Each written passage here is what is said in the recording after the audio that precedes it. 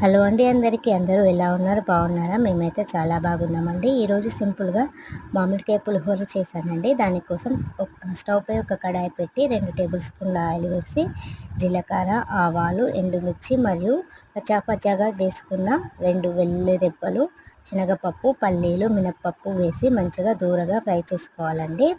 అందులో ఒక 2 రెబ్బల కరివేపాకు మరియు తురుముకున్న మామిడికాయ తురుము వేసి మంచిగా ఒక 5 నిమిషాలు కుక్ చేసుకోవాలి. తర్వాత పసుపు వేసుకొని మంచిగా ఒక 2 నిమిషాలు కుక్ చేసుకొని తగినంత ఉప్పు వేసుకొని మనం పొడిగా వండుకున్న అన్నాన్ని దానిలో వేసి కలపాలండి. సో ఒక 5 నిమిషాలు కుక్ అయిన తర్వాత పులిహోర అయితే రెడీ అవుతుందండి. దాని పైన కొంచెం కొత్తిమీర వేసుకోండి, సూపర్గా ఉంటుంది. సో ఈ వీడియో నచ్చితే లైక్ చేయండి, షేర్ చేయండి మరియు సబ్స్క్రైబ్ చేసుకోండి. Please subscribe my channel.